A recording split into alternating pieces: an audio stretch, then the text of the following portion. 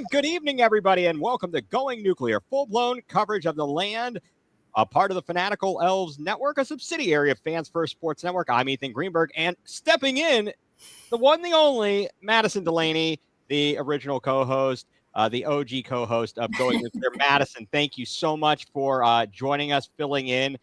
It's been a while. It has been a while. How are you? I am doing well. It has been a while. I have not been involved here, but of course I've been watching all the games. Sad about the Cavs, haven't recovered yet. I'll get over it eventually, probably not, but we'll see how it goes. But I'm happy to be back. Thank you so much for having me. Oh, I'm so glad you're here. For those who don't know, Madison and I, we are still constantly texting, and she's always pulling me off the ledge with my craziness when it comes to any of the Cleveland sports and the dire position I take versus the reality. So we do have her to thank for that. It's excellent there. So Madison, a lot going on. Let's just start it off. I mean, let's talk about the Cavs here. The NBA Finals start on Thursday night in Oklahoma City. And it's the Thunder and the Pacers? Did you have that on your bingo card? Did I know the Pacers were going to sell their soul to the devil for this playoff run that they were on? No, I did not. I did not have that on my bingo card, but it definitely feels that way, right? Like they have been maybe the luckiest team in the playoffs so far. Yeah, I mean it's a mixture of luck and making their own luck. That's maybe fair. Yeah, they're not good. That's not what I mean to insinuate. But when you have 4 7-point comebacks within a minute in the last 20, 30 years, and 3 of them belong to the Pacers in this playoff alone, which we know as Cavs fans, some of those were some calls that were maybe a little questionable, aiding them along their way. It's sometimes better to be lucky than, just great. No, it really is. And it sucks. It sucks to be on the other end of that. And you would figure okay, it's a series. It's not like we're talking about football where it's one game and you miss something, goes awry and you lose the game on a fluke play. You're like, okay, we got a whole series. Let's go. We can bounce back from this. No big deal. And team after team, for whatever reason, I mean, again, giving credit where credit is due to the Pacers, nobody could bounce back against these guys. I'm shocked. Yeah, I really am. They had some injury help too. I mean, you got Dame going down with the Achilles. We obviously had guys out. So, it's a mixture of things for why I think people couldn't exactly get it together and come back. But we'll see what happens. I mean, I think Oklahoma City might probably take it still. But, India, they really have sold their soul to the devil. So maybe they figure out a way. They very well may do so. And Mike, thank you, of course, for tuning in and commenting from across the pond. So 6 weeks before the Pacers are the team who worries me the most. Yeah, I really did not have that on my radar. I was still worried a little bit, oh, well, I don't want to, the Knicks could be troublesome for us. The physicality here and there. I just didn't think the Pacers, and I think it's because they started off the season, they had injuries. Mm-hmm. They didn't have a great overall record, but they finished strong. They hit their stride at the right time, and it's just a combination of all these things going on. So, all right, so there's a couple of questions. Let's start with it from the Cavs perspective, and we'll come back to the question of predictions on the finals here in a moment. Because certainly in the days since the season ended, there's been a lot of discussion about what the Cavs are going to do with their roster. What can they do with their roster to improve? I mean, you win 64 games. It's hard to improve much on a regular season like that. But when you look at the makeup of the Cavs and where they are, what would be some moves you think they could make? Would you keep the core 4 together? Would you look at making any moves? And if so, who would the likely odd men or man be out?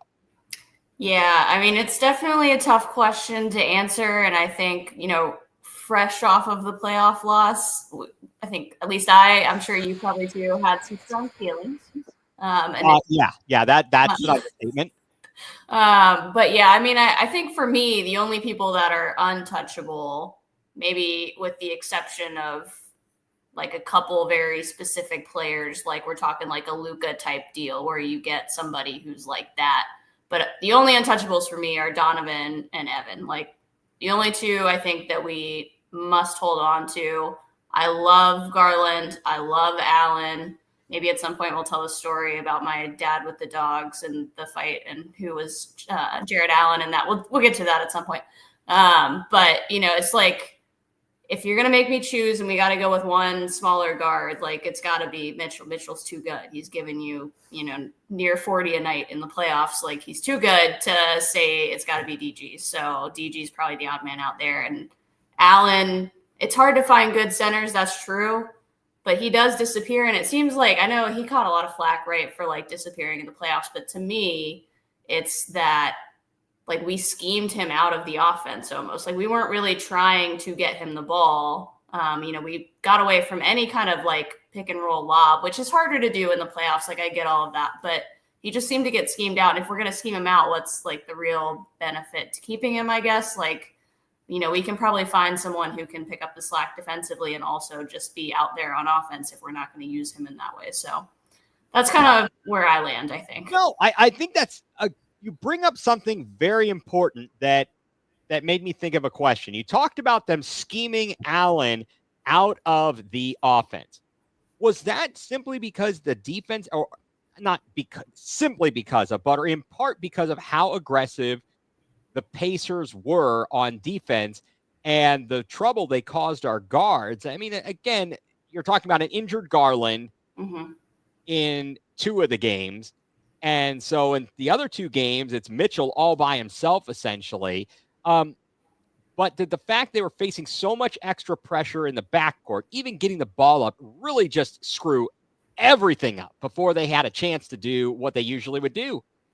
Yeah. I mean, I think it's also maybe a little bit like I feel like Mitchell, I mean, definitely early when I think you could kind of tell later in the series where the calf was bothering him and his assorted injuries and stuff, like he wasn't quite as explosive getting to the basket, but he got to the basket almost whenever he wanted. Yep. And that was maybe by design by the Pacers not to just go help off automatically where we were getting some of those lobs before. So that could be a little bit of the issue too. But yeah, I mean, my biggest concern I don't know, I guess one of many concerns was how many times, all right, Madison, for those of you who don't know, Madison played basketball at Randolph-Macon. You were an assistant coach at Guilford. Mm-hmm. You've got experience in all these things, right? What in the world was the plan every time Allen got switched onto Halliburton? What was that? I mean, I don't really mind. He's fine picking up. I mean, he's fine picking up. Yeah, Garland for Suggs is a trade idea that I saw, and I'm not touching Suggs at all with that knee injury, so agree. But my question is, what is he doing giving him all that space? Make him drive to the basket and get caught up with possibly with other defenders. A 2 doesn't hurt as much as a 3. This guy's going bombs away on us, and Allen's trying to dance with him. Yeah, I mean, yeah, I guess. I don't know. He's also such a good passer. It's like hard to say like pushing him to the lane doesn't also lead to an open 3. And like, honestly, his shot is so ugly. And I know it goes in, but I hate it. It doesn't look pretty. And I think that's partly why he gets some shots, because it doesn't look pretty. No, it doesn't. I mean, he's also, is it just me or is he pretty slight? Yeah, he's just like, I mean, it's really interesting because everybody now has been talking about how he was like evaluated coming out. And we obviously had the chance to draft him. I believe that was the Okoro year. And people are like, oh, all these teams passed on him, but like, he really like wasn't known to be like some great shooter. He obviously went where he went for a reason, and hindsight's always 20/20, but it's interesting now to see how people evaluated him then. And then now that he's, become what he is, but he still he shrinks for games. Like he has games where he kind of disappears still. He does. And we could have had SGA in the Okoro draft. Yeah, that's true. And in like a year or so or something before that, we, whenever Jokic, we could have had Jokic. I mean, I don't know.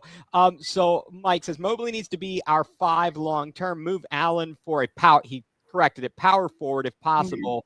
Got any suggestions? So that's a good question. I mean, I don't know who all the free agents are going to be and what we can actually do. This whole second apron thing. Yeah. I am out of my element. I have tried to figure this out. I know it's like a 1-to-1 and a this, and you can't. I got nothing, Madison. Yeah, so I also don't really have much. I've been trying to figure that out myself. I've been running the trade machine a little bit, trying some things out. And as I understand it, we can maybe get under the second apron by dumping a contract or two, like an Okoro plus somebody, or I don't know if Wade was the one I saw floated around, but like we can dump a couple contracts or not sign guys and maybe be under, and then we can make a deal of some sort. Okay. Yeah. And I knew that one thing I read was that the way that in the trade and the way we got Hunter, it's possible he could be a trade piece because he's got a high enough contract. We could get equal return value and all that kind of stuff. Do you think we've got any answers on our own bench that might be able to step up? How about Jalen Tyson, Naquan Tomlin, and or even Amani Bates? I don't know if anybody that that we might have stashed down there at the end of the bench that's just waiting for an opportunity that potentially could be an impact. Yeah, I know there's a lot of people that like Tyson in general and some of the minutes that he got, like more garbage time minutes. My favorite storyline with Tyson, I think, from this year is every time he was on the floor with like regular rotation guys, Garland usually was looking at him like, what are you doing? Like, you're not making in the right spot. Basically just like always has his hands up, like what is happening? But I mean, I like Tyson. I just I don't think he's like a dude for the rotation. Like maybe he gets there at some point. We've also got the Australian guy that looks like the guy from Travers. Yes. And I like him and CPJ, but like, are they guys that are going to make you like way, way better? I don't know. Like my thing with CPJ, I like CPJ a lot, but he just wants to like make it look so effortless that he doesn't give the amount of effort I want him to. And then his turnovers end up looking lazy instead of, like he's actually like legitimately trying to make a play and it's a hustle play and all that. Like if you make a hustle play and mess up, that's cool. Don't care. But trying to be like super cool is like always my issue with him. But he can probably fill the Ty Jerome slot if we decide to go elsewhere. I mean, I think he can definitely do that. I mean, the question is not like, it's a hard question to answer because the guys need to step up in the playoffs. And like, that's absolutely what we missed in the playoffs. Yeah. For most, I mean, other than the Miami series, of course, but like against the Pacers, we had guys fall way below average for what they were shooting. Right. So like you need a guy who is clutch, and like how you find that, I don't know. Yeah. It looked like there was a heavy burden on Donovan Mitchell. Yeah.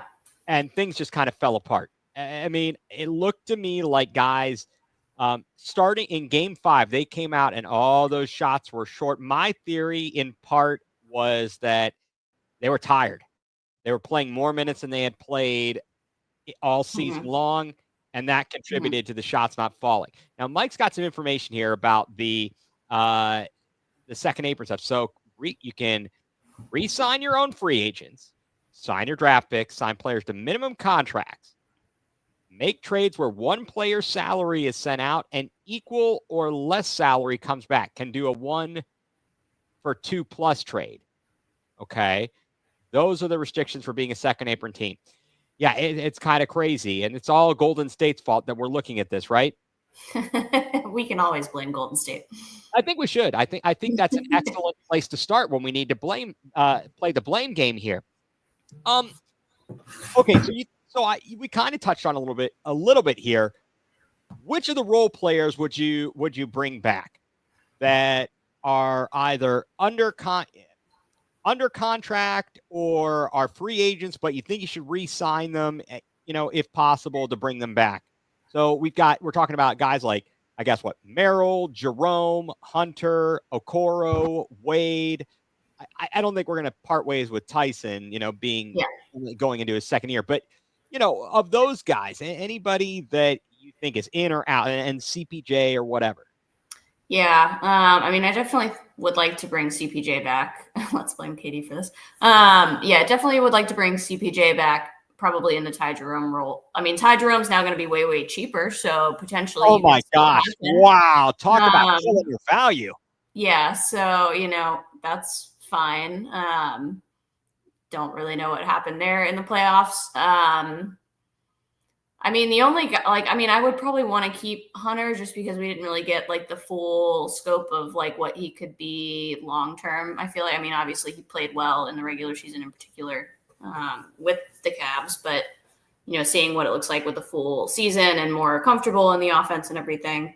Honestly, Strus is the only one that I feel confident in because he played probably the best of all the role players in the playoffs to me. Other than the last game. Yeah. But he was the guy hitting shots. He's got playoff experience, all of that stuff. So that certainly helps. And I always like Max because I think he always plays hard. Right. Even if his shots aren't falling, he's still going to play hard. Maybe sometimes to our detriment if he gets a little too heated, But yeah, if those are the rules, we're pretty much sticking with our guys, it seems like. Right. And that's kind of where I'm like, oh, crap. This is not good here. Now,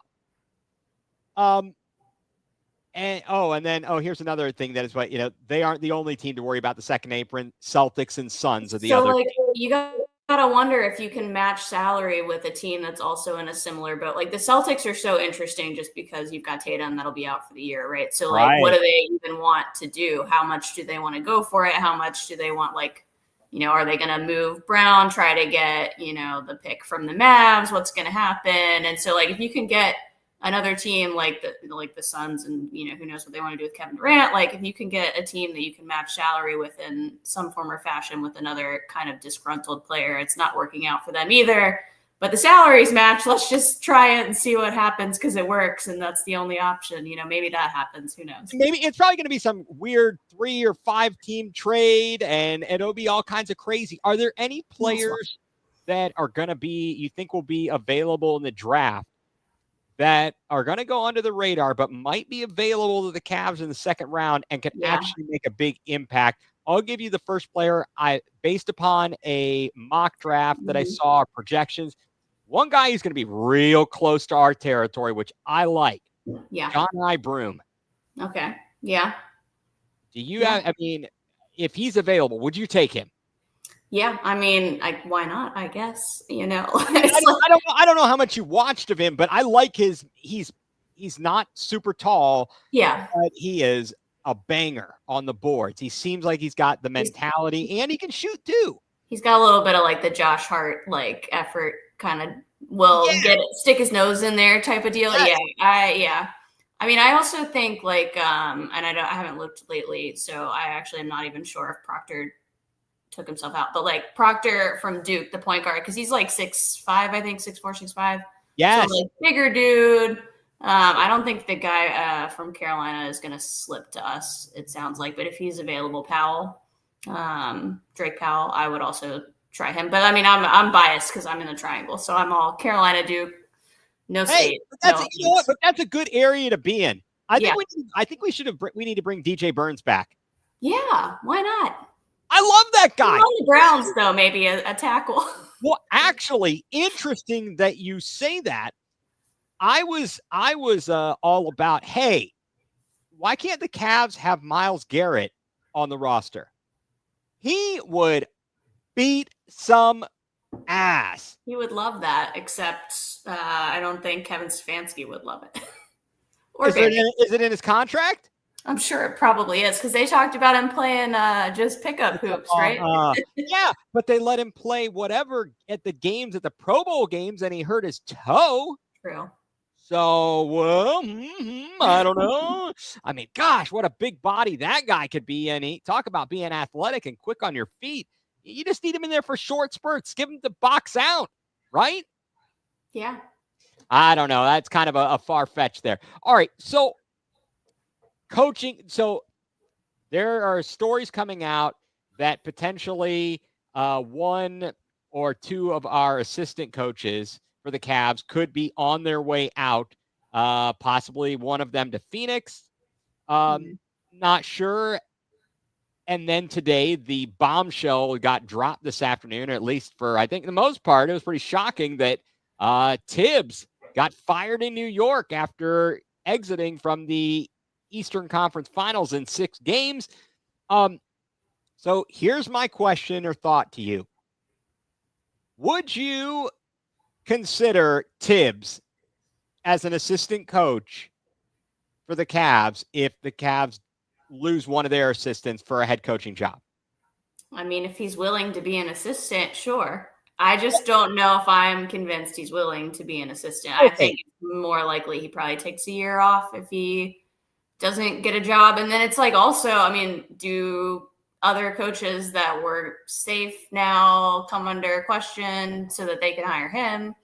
I think that'll be interesting to see how it plays out because he's obviously done a good job. I don't think anyone thought he would really get let go. I know he runs his guys into the ground and all of that. I mean, I don't know what choice he really had with the roster with the Knicks other than to do that. And they did it and they made it further than us. So by all means. But yeah, I mean, if he's willing and able, then absolutely bring some experience. He's obviously gone deeper in the playoffs than we have recently. So, I'd like to see what he thinks about, because I've gone back and forth in my head about, not like going deep into your bench and whether that actually benefits you going into the playoffs or not. And like what his perspective is on that, I would like to have, given he's been on the exact opposite side. So it'd be interesting. Yeah. Now, 2 things. I'm going to answer Mike's question here, and then I'm going to go roll back to that Tibbs question. There's some jackass, like, I don't even know. I think it's like Bovada official. I don't know what they are, putting out a thing with all kinds of random people for who's the next coach of the Knicks. I think Stephen A. Smith is on the list, but they've got Kenny Atkinson as his second favorite. I'm like, what is this site, and who finds this and reposts this garbage? Get out of here. All right, just get out. That he's under contract. He's not going anywhere. He's not getting fired. We're not trading him to them. Ridiculous people. Okay, that was my spiel on that. But do you think a guy like Tibbs, let's say we had to keep the roster kind of intact, do you think he could bring, with his experience, an ability to get some more out of some of these players when it comes to crashing the boards, being a little bit just, whether it's actual physicality or just mental fortitude? I don't know. But do you think he could add something like that where you have a good cop, bad cop relationship? Yeah, I don't know if I think that's a thing a coach can really bring. I kind of feel like you either have it or you don't. And I mean, I do think you can like earn that, right? Like, I think like we got crushed by the Knicks. I think, that was like a good turning point for us potentially. I feel like we turned a little bit of a corner, but not the full corner. And I don't know if I feel like now we can fully get there with the guys we have on our roster. Like, I have some questions about it, right? And I don't know that adding an assistant coach is going to help that. I mean, like, you can run drills, competitive drills till the cows come home, but, like, nothing is going to make them want to play harder than them being in the playoffs. Like, that's already enough for them. Like, it's not, I don't even know if I think it's like really an effort thing. And maybe it is like a little bit, everybody's too nice. I don't know, maybe. I don't think you're wrong. Sometimes you've got to have a person who just is going to go out there and kick some butt and take some names. I mean, I love Tristan Thompson, and I mean, you would think as with championship pedigree or experience, he should have been able, hopefully, to be a vocal leader, but I can't figure it out. I was definitely at a loss. I know we were down and hurt. They weren't prepared for game 1. They blew game 2. They crushed them game 3 and then fall flat on their faces in game 4 and game 5. They built this lead up. It was there. And yeah. What a frustrating way to end that there. One thing I saw, so first of all, Mike, that's his concern with Allen, even if it's possible to, if it's even possible to coach something like that into him. So as I was watching the Pacers go through the playoffs, I noticed their assistant coach, Jenny Busick. Mm-hmm. And I come to find out, I'm like, oh, she played for the Rockers. She played for the nice. I had no idea. But she is in there all over the place in all these series.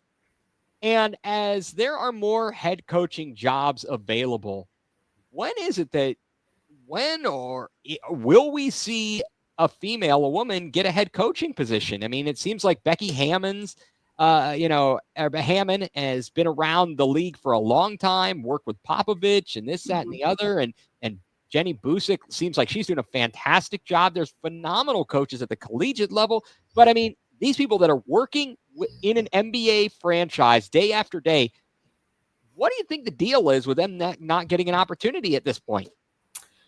Yeah.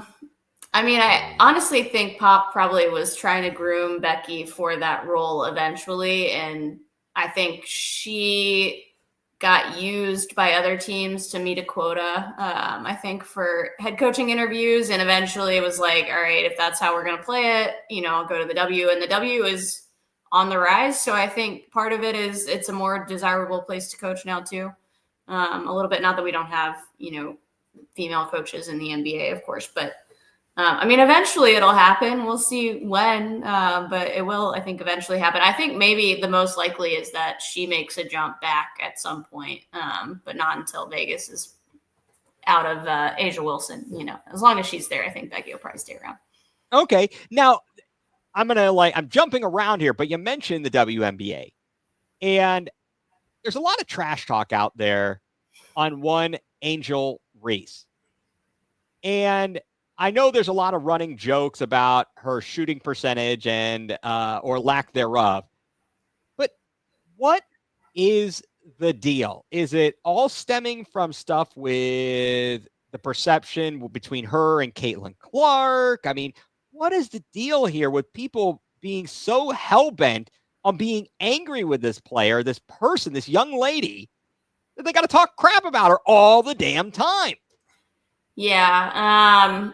I mean, it's certainly, I think, heightened by the fact that her and Caitlin Clark went up against each other in back-to-back tournaments, I believe, if I'm not misremembering. Yes, I believe that's correct. Yeah. And so, obviously they've got kind of like a built-in rivalry there. I mean, Angel Reese actually has more followers, I think, on social media than Caitlin Clark does, actually. But I mean, they're very different players. But the funny thing is, like, the things people get mad at Angel Reese about, like the you can't see me in the ring thing, is like exactly the same thing Caitlin Clark kind of did. And it was like cool when Caitlin Clark did it though. So it's like, my thing is, if you're going to be mad at it, be mad at it when everybody does it, not just, like when somebody does it. And not the other. You'll look the other way when like Caitlin Clark does it, for example, because she talks a lot of trash too. Like, I mean, she's like in there getting involved. I recently got to go see her play. I went down to Atlanta just before the injury. Thank goodness. I was super stressed about that, but I went down to Atlanta to see the game, and she got into it a little bit, off of like a screen or something, and she didn't like it and gave an extra elbow. And I'm like, it's just like part of the game, and it is physical. And like people thought that was like not a typical WNBA thing, but like there's always beef like that a little bit. And it's not like that serious. Like I think most of the people get along off the court, but there are people that like just generally don't like each other. So they'll give a little extra in those games. And that's just like no different than the NBA. That's how it happens. And actually it seems like the NBA there was a lot more beef back in the day. Players were not chums.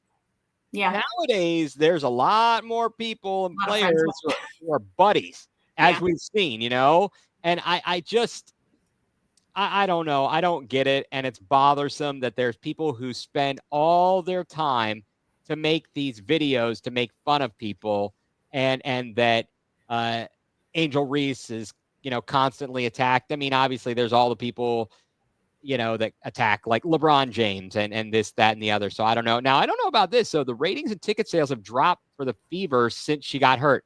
That's kind of sad. Like, do you like the team? I mean, I guess if you're visiting fans and you're coming into town and you're like, oh, she's not playing, I'm not going to go see them. If you're home fans, I would hope you're still going. But that's a bit disappointing.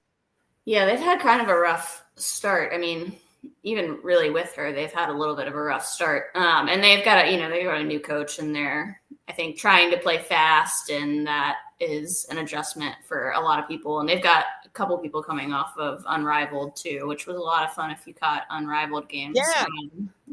And they do the one-on, like, we should do a little NBA one-on-one, like who would win that? They did a WNBA basically one-on-one in Unrivaled. No, I think that would be fantastic. That's what they need to replace some of the crappy dunk contest with at the NBA All-Star Weekend. Yeah. Use some one-on-one games. Let's talk some smack. I mean, I'd love it. Get some guys to play. Did you see Donovan Mitchell's recommendation for fixing the dunk contest on New Heights? Whoa, what did he say? He said that we need a defender and a dunker, and they got to go against each other. And if somebody, like, you got to dunk on somebody or you're getting blocked, and like either way, it'll be entertaining for everybody. That is a brilliant idea, because those are the best dunks. It's not, at this point in time, it's not running down and doing a windmill or whatever on a fast break. It's when you have to go up and go over somebody and serve up a facial and just posterize them. Those are the best dunks. That's a great idea. I like it. I do like it. I got to add too, by the way, Mitchell went on New Heights, and now he's on tour with his girlfriend. He took one out of Travis Kelce's book. I'm just saying, it's a good look. I think he's having a great time. I hope he's enjoying his offseason. Oh, don't worry. I saw somebody post a video. They were slighting Donovan Mitchell because he was on tour, and Michael Jordan will be back in the gym. Freaking believable. I am just so wore out by people and their constant criticism of every little thing that everybody does, and comparing everybody to Kobe Bryant and Michael Jordan and this and that and the other. It's like, look, times change. People change. Get used to it. If you can't change with the times, you're going to get left in the past, right? Yeah. That's kind of the way it goes. It's going to be interesting to see, just real quick to close out our Cavs NBA discussion, the finals. I mean, what's your prediction for the finals? What's the deal with the officiating? What do you think? Are we talking predictions? Make a prediction. I mean, I feel Oklahoma City will win. And then I feel they will do something crazy like trade for the number one pick with the Mavs after they win. I think they'll move Chet and try, and all the picks that they have, because they have so many picks. And so, I mean, I mean, I don't want to discount Indiana. I know I was like kind of like making fun of them a little bit because they have been pretty lucky, but I mean, they have been, like, I think maybe if not the best, one of the best teams out of the All-Star break and all of that. And so they are good. They've got guys who are shooting well above their average, right? Like going into the playoffs, which is what we need to find and magically unlock. So maybe the key is stealing someone off the Pacers bench to come help us out. But yeah, I mean, I just think Oklahoma City's got too much depth, too good. I think they have some matchups. They're long too, and defensively, I think it'll be very interesting to see how they guard Halliburton and all that, because it's pretty proven, I think, like if you can shut Halliburton down and keep him limited on his shots, generally speaking, they're not as good, right? So Oklahoma City, I think, has the pieces to do that. Whether they execute it or not, if something crazy happens in game 1 or 2 and like Indiana has another comeback, then it is what it is.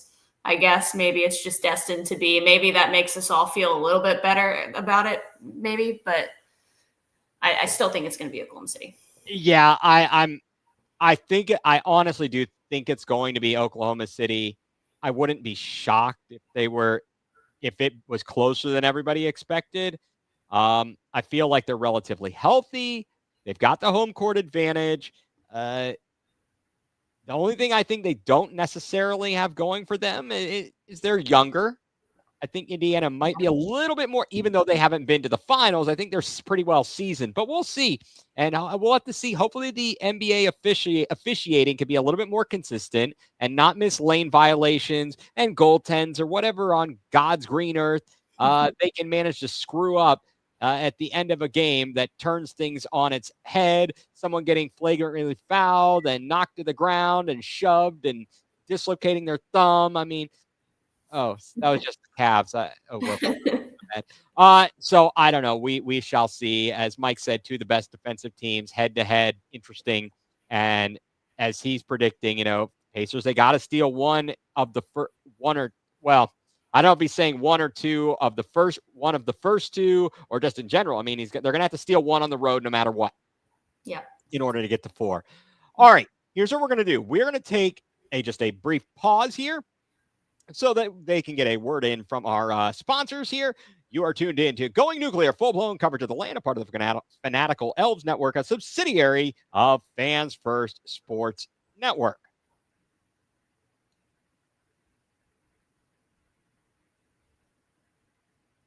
And welcome back, everybody, here to Going Nuclear, full-blown coverage of the land. Ethan Greenberg here. And joining me tonight, the OG co-host of Going Nuclear, Madison Delaney, joining me this evening. Mike is on assignment. So we are so happy and pleased to be graced by Madison to fill in and join to talk some Cleveland sports and everything else going on in the world, which is always interesting. The NFL, there's always something going on. The Browns, they start their another week of OTAs. The media will be out there. Reporters will be out there tomorrow. First and foremost, were you impressed with the quarterback statistical tracking? I know. Who doesn't love statistical tracking of quarterbacks when we have a million on our roster? We need to have it. We have to have it. Yeah. Oh, yeah, definitely. No, I think that people are blowing it out of proportion. They're making it out like there was some kind of an agenda when they made this chart, ESPN Cleveland, for those who may not have seen it, which I don't know how you missed it, because it was getting national attention, right? And it was being completely taken out of context, because when you looked at actual articles written, it was like all of the touchdowns thrown. It was for one day of practice, open to the media. All of the touchdowns thrown by all the quarterbacks were during 7-on-7s. Ultimately, they found out the one interception of Dylan Gabriel was not an interception. It did hit the ground. It got tipped by Mason Graham, which is a good defensive play. Here we go. Ultimately, it hit the ground. But everybody's making this big to-do about it, and I like it. They're either saying, oh, well, if that's the chart and so-and-so, if Shador's 9 of 9 and he's not getting to play, then we know blah, blah, blah, blah. What on earth? Where do people come up with this stuff? I think years of practice, right? We've had years of practice in trying to figure out the quarterback. And that's true. We, thought we maybe did it a time or two. Definitely did not do it. So here we are for round, what are we at? Like 47? Yeah, I think so. Yeah. I do think so. And one of the other big stories last week was Myles Garrett being in Japan. To me, much ado about nothing. What say you on the issue of Myles Garrett not being there, keeping in mind other players weren't there for the Browns? It was voluntary, and there are players around the league who were not there or have not been there during OTAs. Yeah, I think it's a bit of a non-issue. I think the only way it's an issue is if he didn't ink a deal and we got it done. So less concerned. I mean, without the deal, I think we'd have a little bit more to discuss maybe. I mean, it's still like not really a big deal either way to me, but with the deal, I think it's fine. Okay. Yeah. I was like, are you kidding me, folks? I think I read Micah Parsons wasn't at OTAs. It could have been worse. It could have been Diggs. Right. My, with the pink stuff on the boat. Yeah. That is not good. And then you got, like Greg Newsom, he even said it on the radio. He wasn't there last week because he just his partner, I don't know if it's a girlfriend, wife, but they just had a baby. So he was dealing with family stuff. Well, Myles Garrett was in Japan with his girlfriend, or who we believe is his girlfriend, Chloe. It's Chloe Kim, right? The Olympic snowboarder. Oh, is it? Yes. And she was getting an award from, have you seen, it was like for an anime thing. She was receiving an award. So it wasn't like he timed it up. Well, it's OTAs. I'm going to Japan. Yeah. I control that schedule. Yeah. And now, was it a bit interesting that he posts a picture on Instagram the morning that OTAs start and he's in Japan? Like, coincidence? I think not.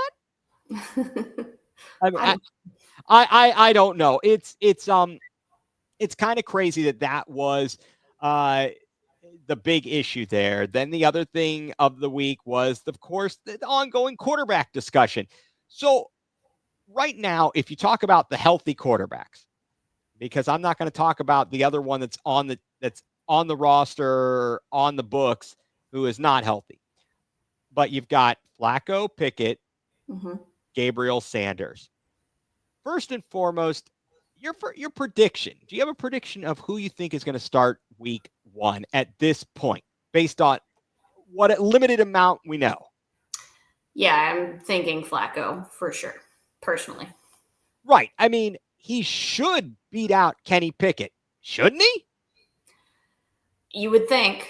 I mean, Kenny Pickett, obviously, he does some things that Flacco's not going to do. Like, he can still run. He's got running ability to him, right? He can escape and all of that. But, Flacco, I think, is just like a different type of slinging the ball, and if we're, looking for, obviously, like Amari Cooper. Yeah. Loved him, right? And, the receivers seem to love him. I think, one of the biggest things for me when we brought him in previously is he threw a very catchable ball, and that's very wide receiver friendly, right? So I think the main thing is if Judy likes him, and if Judy likes him, then absolutely he can stay. I believe they tried to get him into not really a gotcha, but they asked him about the ball that Flacco throws, and they told him the quote that Amari Cooper had used about how his passes, and he was like, yeah, I could see that. He was confirming what everybody else said. I think the key is for him to not turn the ball over. You don't turn the ball over, you're going to be all right. And that seems to be the way it is for any of the quarterbacks, really, for the Browns. And the ones that have had success with Kevin Stefanski, don't turn the ball over. They're going back to this more Stefanski-like offense, his style that we ran and were successful with a lot of running. Yeah. You're going to control the clock. You limit the mistakes and you keep the defense off the field. You're going to be all right. I mean, Joel Bitonio said a lot of that. I think it was yesterday. They were at a golf outing and they interviewed him. So I feel good about that. So you think that Flacco should be the week 1 starter, right? All right. What are you going to do? How many quarterbacks can we carry on this roster? The way I see it is you hope Kenny Pickett plays well enough to be traded, and I do think you're going to trade him similar to how we've flipped quarterbacks in the past, right? Is somebody goes down, and to your point, the Saints are a team that, maybe I forget who they drafted. Chuck. Yeah, thank you. Maybe he doesn't look great in preseason and they want somebody else, and Kenny Pickett can be available for the right price. Absolutely. Well, I think their backup is Spencer Rattler and Jake Haener or something like that. And they already know those guys don't work because they played them last year, right? So exactly. So I would tend to agree and believe that Pickett should be.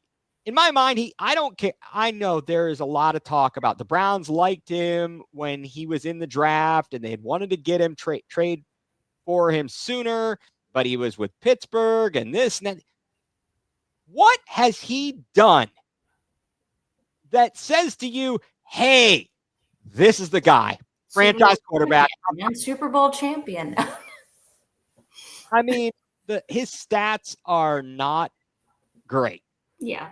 No, I mean, I do think it's more, I mean, he's the tradable asset unless one of your rookies looks great. But the odds that we have 2 rookies that look great and we don't want to keep both of them because we can never be 100% certain in who's going to make it, right? Like if both of them are good, they should both stay. Let's not take that chance, right? Yeah, definitely. If Pickett sees the field, we're tanking. We're probably doing that anyways. I think accidentally. I don't even think we have to try. It's like me and my dynasty team when I first got it. I didn't have to try to tank. I just did. Right. I think that there's going to be an opportunity there for everybody to play somehow, some way. Injuries or just being terrible or a combination of the two. The Browns are they're immune or they're not immune. They are allergic to healthy quarterbacks. They are allergic to having one quarterback the whole season. It has happened so rarely. They are just destined to have to play more than one quarterback. Again, whether it's because of injury or because of poor play, that's where we are, looking at it. We got some great running backs in the draft. We got Quinshon Judkins. We got Dylan Sampson. This is a good question. Quarterback, before I move on. Who's going to be the quarterback in London week 5? Ooh. Now, Mike, because Mike is over across the pond. He will be in attendance. My dad actually mentioned wanting to go to London for that, but it'll be right after my sister has a baby, so I don't think it's in the cards for my family. But I wish we could go to London. We should all go to London. Let's just make it a trip. You know what? Mike Rasinski, who you're sitting in for tonight, he had mentioned, I'd like to go to London. I'm like, really? This is interesting. All right, but so by week 5, I'm hoping whomever starts week 1 is doing well enough that we won't have had our bye week, right? So what did you say, Madison? We won't hit our bye week. No, we are not taking our bye till the middle of the season. We are coming back from week 5 in London, and we are playing Pittsburgh. Ooh, fun. Oh, yeah. It's delightful there. So I hope it's Flacco. I hope Flacco is the quarterback week 1. I hope he's doing well enough that he can play. We'll be playing through week 5.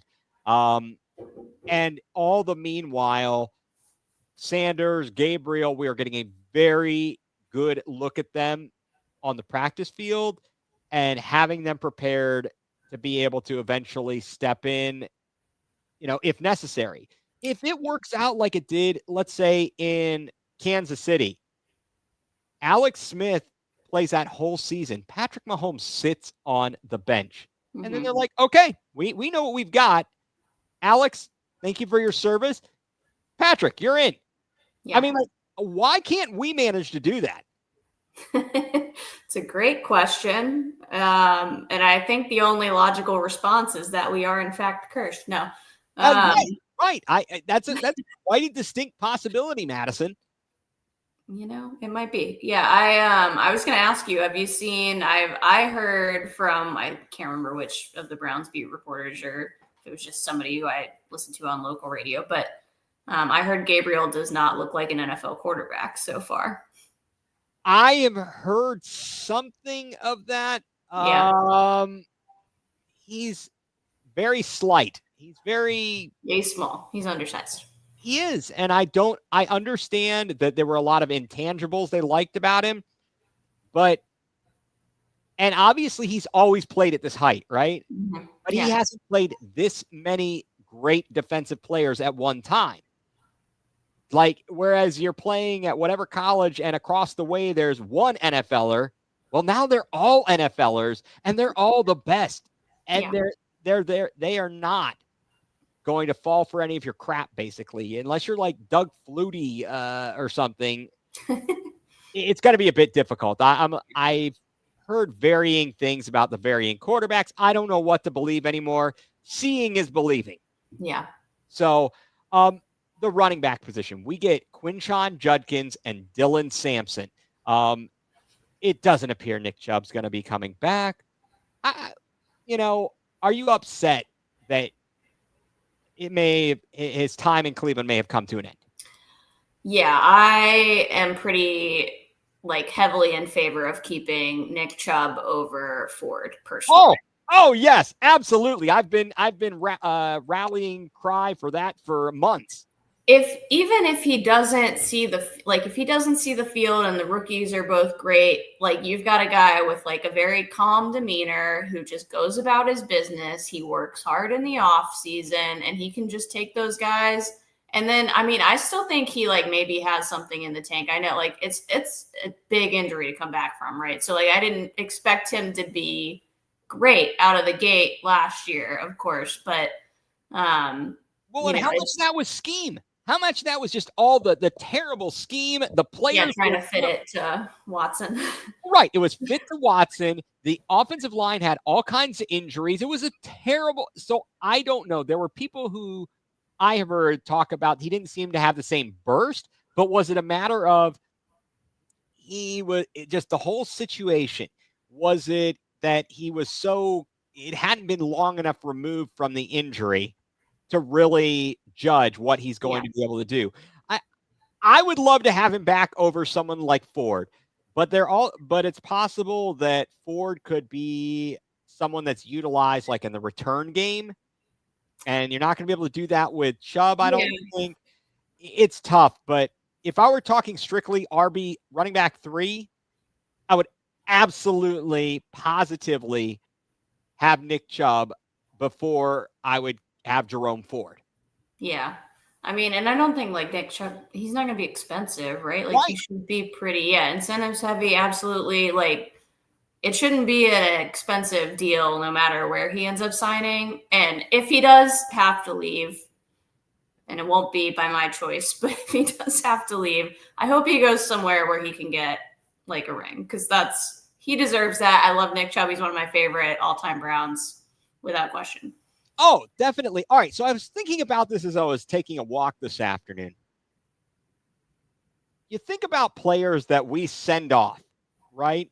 And then they go somewhere, and like I said, Kenny Pickett, he won a Super Bowl in Philadelphia, but what role did he really play in winning that? Do you look at that as can you say, well, I went and got my Super Bowl ring or whatever it is. Well, you suckers over here did nothing. It's look, do you want to tell that person you had nothing to do with that? You contributed nothing, and you were fortunate to be there. You should actually be thanking us. Yeah.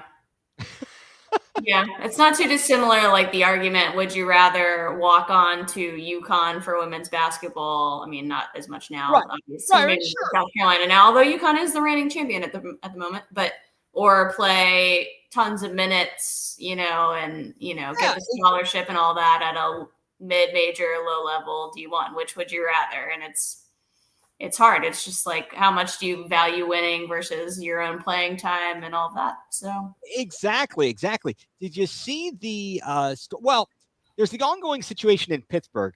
Is their quarterback room and quarterback situation actually worse than the Browns?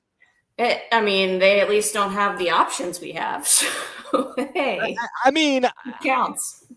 Even if they have Aaron Rodgers, does that really make it that much better of a situation? He's a short-term solution. They have no long-term solution. He's not even that. Possibly Will Howard. Possibly. But that's Rodgers is – I hope Rodgers goes to Pittsburgh.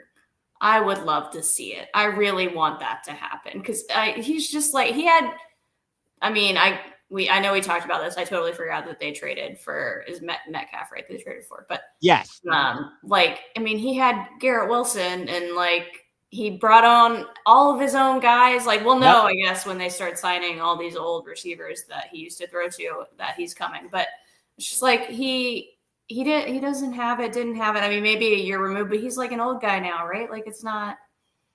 I know he had the surgery, all that deal, and he rushed back, quote unquote. Right. I mean, he didn't actually have a statistically bad season last year, but the Jets are a mess. They're as much of a mess almost or more, just as much as the Browns.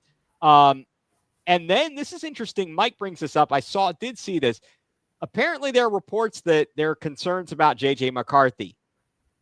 Well, yeah, I could have told you that. The experience playing against him in Michigan, right?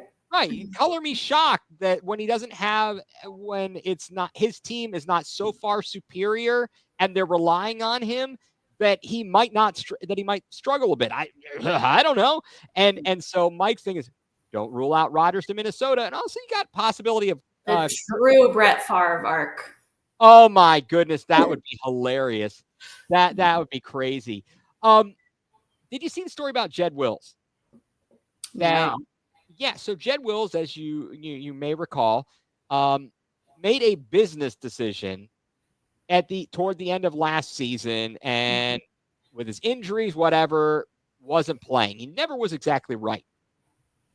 And he's a free agent, and it was just announced yesterday that he may miss most, if not all, of this upcoming season to rehab his lingering knee injury. He played when he was injured here. Is it fair for the fans to constantly crap on him as being lazy when he did in fact go out there and play injured sometimes? I mean, maybe he wasn't consistent, but is that a bit much or harsh for people?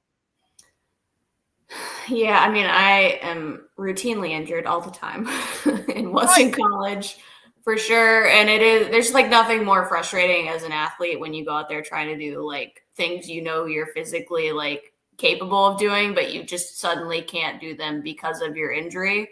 Like it truly is like one of the worst feelings. Like I still can't take a layup off of my left leg at this point. That's crazy. In my life. Yeah. Can't do it or I won't be able to play the rest of the game. And I get yelled at in my adult league about not taking the layup. And I'm like, I'm taking the jumper because 2 feet, not one. But yeah, I mean, it's hard to say because you never really know the depth of injuries, I guess, for people and like exactly what they're dealing with and going through. And it's, there's always like a little bit of a debate, like being in shape and out of shape and how that contributes. And I'm reading Eat to Beat Disease right now. And my coach used to harp on that. Are you eating right? That'll help you feel better. And I was like, that's crazy. And now in my 30s, I'm like, you're so right. Definitely right. I told her that when she texted me for my birthday the other week. Yeah. Oh my goodness. I do think, it's hard. Like if you're injured and you really can't physically do what you want to do. It can make you look bad for trying to go out there. And there's something to be said for trying, for sure. Right. Well, that, as Mike says, he sucked whilst doing it, but calling him lazy isn't it? Yeah. Did we have a better option? Not really. And we did. And Mike is staring at my notes because one of my questions was, do you think he's judged more harshly because we took him and we didn't take Tristan Wirfs? I mean, yeah, that definitely doesn't help for sure. But Joe Thomas, one of your best offensive linemen, kind of hyped him up after the draft. I mean, maybe that was just like supporting the Browns. Hard to say. I don't remember what his take was pre-draft, but right. Yesterday, I got a bit of a gut punch. Now, Mike touched on this a little bit earlier. He talked about people talking about Watson and playing and this, that, and the other. I have been hearing for months on end from some of the people, Cleveland media, people who are involved with the Fanatical Elves Network, talking, what they know, that Watson is going to be a post-June 1st cut after this season, so 2026. Well, Jack Duffin posted something yesterday suggesting that we won't be able to cut him or won't cut him until 27.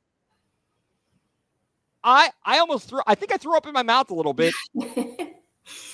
I mean, it makes me feel sick. What about you? Yeah, I mean, I think we've texted back and forth about this a bit. Like, I have long been an advocate of like, I get we're in the prime of like Myles Garrett and all of that, but like you just have to eat the cost and get him out. Like I don't really want to drag this out any longer than it needs to be done, right? He doesn't want to be here. We don't want him here. And that was made clear with Jimmy Haslam. Like he was like, we made a mistake. Yes. I don't know that he can say that without knowing they can get out of that contract.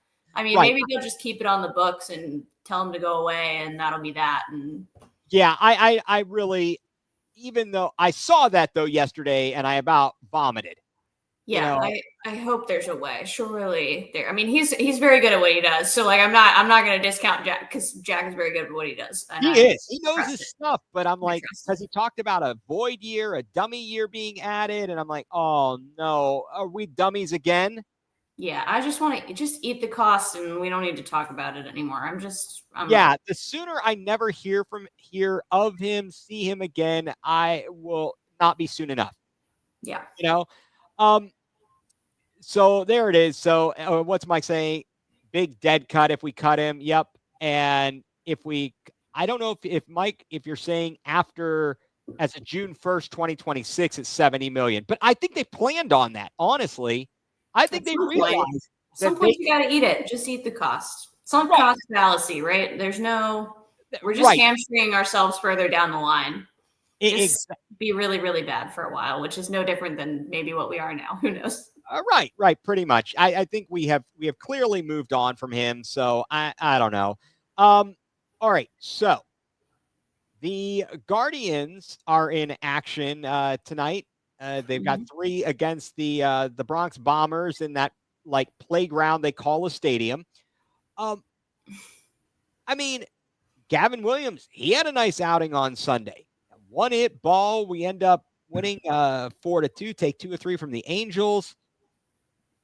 The pitching's been inconsistent. Mm-hmm. Hitting's been kind of inconsistent. We got David Fry back.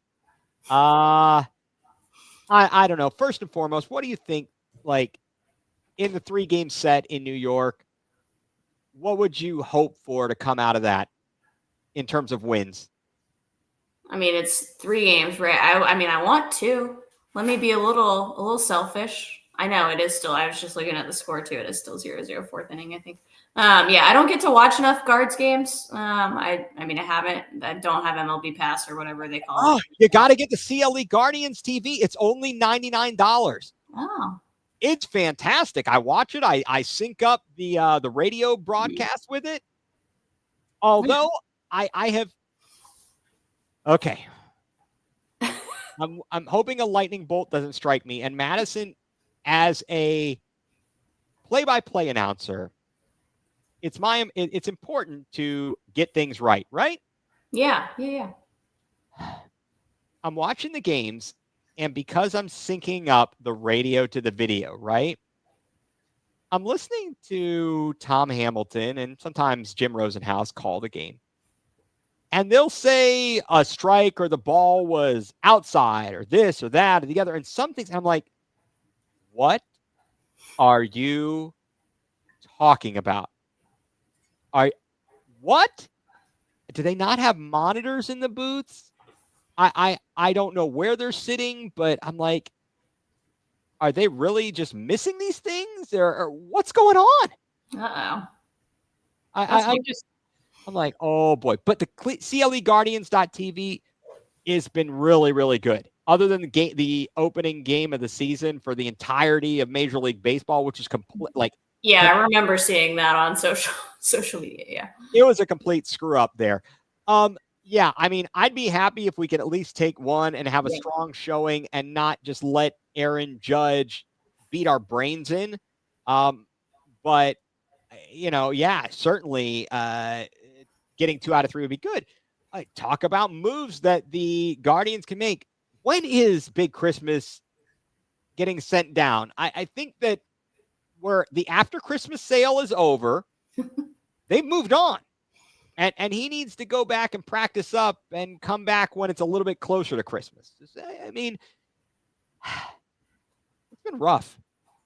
Yeah, I mean, I feel like that's like kind of been a little bit their MO, like in many years in a row now. I feel like they're hanging around, they're fine, they're in the wild card, right? Like they're in that spot, and they're not. I mean, they're I think 6.5 games back, right? From yes, they are 6.5 games back, but they are the top wild card team right now. And would you be surprised? I mean, if you've watched the standings at all, to know that both Minnesota and Cleveland will be getting wild card spots, and Kansas City is not far behind, and Detroit is in as a division leader. So to get 4 AL Central teams in again, Or no, last year was 3. I Yeah. apologize because the Twins ended up, completely pooping the bed. Yeah. I mean, it's kind of crazy that the Guardians are still hanging around. Yeah, I mean, it's such a long season, and I know they've had injuries and all of that. And I mean, it's like kind of the name of the game, right? Is like, will you survive? And, pitching wise, I feel like we've had a lot of bad pitching luck lately, especially and in the last couple of years. But I mean, hanging around is like kind of the name of the game in baseball. There's so many games. As long as you can like hang around and keep like close enough, and then maybe we get one of those magical runs where we Right. we just hit a smooth little mojo, like we got everything going for us, and we go from there. Yeah, and Shane Bieber making a rehab start on Friday. Yeah. Reinforcements, maybe, but and everybody's talking about Chase DeLauder, CJ Kafis. We definitely need some of those. We need some extra hitting, and having Lane Thomas with plantar fasciitis go back on the IL. Seems like Clase has started to come into form. I do like Manzardo. But we've got to find some consistent hitting in the lineup. And for the love of God, can we find a catcher who can hit? We haven't had a catch. How long has it been since we've had a catcher that can consistently hit? Bo Naylor is not the dude. Yeah. Not feeling it for him. It looks to me like it's a crash. It's going to be a collision course for the Yankees and the Dodgers, and I don't want to see that. I really don't. The league wants to see that for the big markets. Yeah, and isn't that kind of crazy the way that MLB is set up in such a way that that's a good one. Yeah, can Carlos Santana play catcher still? He could crouch down there. He might not get back up. Yeah. It's because you have parity in the NFL. You have parity in the NBA because everybody's under the same salary cap restrictions, but MLB is not that way. Yeah. And it's hard for the central division teams in both the AL and the NL to have extended, continued success unless you're the Cheat Stros. Oh, no, they're in the West. I'm sorry. Or something. I don't know what they're in, but they are the Cheat Stros. Okay, just a couple other quick things here. Have you been following along what's going on in Cleveland with professional soccer? Both men's and women's. Have you seen all the news? I followed a little bit about it. I get emails because I think I signed up as a sort of supporter, even though I'm not close enough to buy season tickets. And I have season tickets for my own NWSL team here in North Carolina, but I'm like, whatever it takes to push the agenda. So absolutely go forth and prosper. Yeah, it looks like so they've got, I don't know what's going on with funding, but for the stadium, but they've got a site near Gateway. Had on the podcast, had on Gina Prodan Kelly, who is part of the Cleveland Soccer Group. She's a co-founder of the WPSL Pro. It'll be a Division II women's professional soccer league. So could potentially be a farm system there for the NWSL. I mean, how exciting would that be for Cleveland to get some to finally get professional outdoor soccer in a nice stadium and just keep growing the game? Yeah. How is the NWSL continuing to do all right? What's the latest and greatest there? Yeah, I mean, I think so. I can speak for like the Courage, and we have probably one of the smaller stadiums, undoubtedly, I think.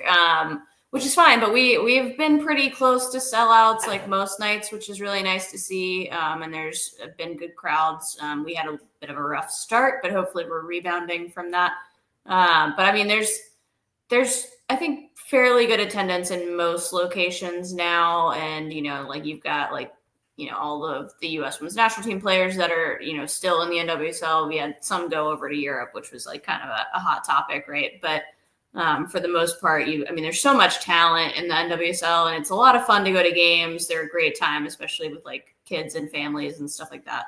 But yeah, I think Peyton Manning, right? I think recently invested in Denver today. Yeah, I think since they stole our franchise. They stole yeah. the bid for Cleveland. Way to go. Another Denver screwing us once again. Just one more time. Just one more time. Well, yeah, let's keep it up there. Let's keep it up there. Oh, wow. So lots of stuff is certainly going on there. And I think at this point, Madison, I would love to know, can you tell me what has you going nuclear this week? I have thought about this in preparation because I knew this was coming. As you should. I think with the week that I currently have, I have lots of meetings on my calendar for whatever reason. Because this isn't even, I'm a project manager. This isn't even a planning week for me, which makes this really more sad that I have so many meetings. I think I have like 30 minutes free tomorrow. That's not a meeting in my workday. And so for that reason, people have scheduled meetings on my calendars during lunch because that is the only free hour. So that just cuts my time down even more. So I do think I have to go with the lunchtime meeting as what's got me going nuclear. That and maybe like a Friday afternoon, because I got a Friday afternoon last week and it was trying to ask me a bunch of questions I don't have the answers to. So I was like, I don't think we need this, but we hopped on the call anyways. So it was a little bit of a waste of my Friday afternoon where I actually can usually get stuff done that I need to do. But yeah, I think it's the lunchtime meetings for me. I need us to all understand that is my personal time, and I need to walk my dog, and I need to eat my food. Yeah, that's generally. That's just not. Oh man. Well, I guess Madison, you're gonna have to just strictly. Can you block it off on the calendar? Like, I mean, I probably could if I really wanted to. I mean, I'm not in any sports seasons right now because sometimes I play in lunchtime leagues. You know, like my office runs. We got lunchtime basketball coming up in the summer, that's so awesome. we'll be blocked for that at least. That is awesome. That is awesome. Wow. Well, that would definitely that would be annoying and would in fact have me going nuclear. So as per the usual, there are so many things that have me going nuclear. It's hard to choose just one. It really is. But today, one thing that has me going nuclear is the constant crapping on beat reporters, especially the Cleveland beat reporters, by people on social media.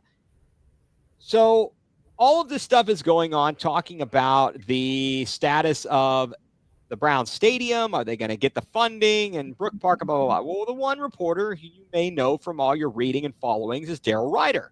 Mm-hmm. Well, he'll post stuff, and people are like, how much did Haslam pay you for that? How much did... Look,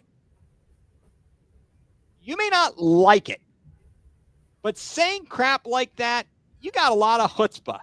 You got a lot of chutzpah talking that kind of stuff to somebody you don't know, and they're just doing their job. You may not like the message, but do not kill the messenger.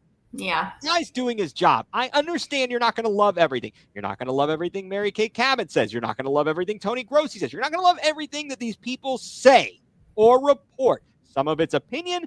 Some of it is fact. Yeah. But that does not give you the right to make crazy, terrible comments about these people. Sure. Do I hate on Spiro Ditas?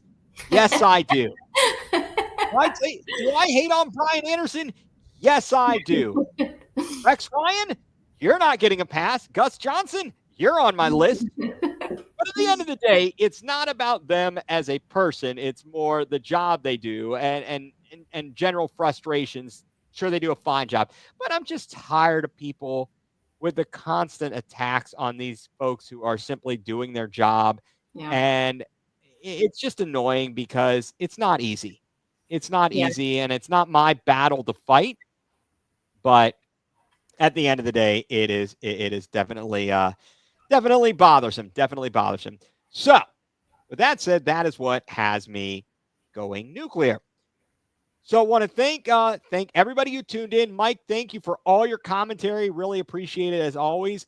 Madison, thank you for joining us tonight, and we will take a look at the upcoming schedule as we appreciate you filling in here while Mike is on assignment.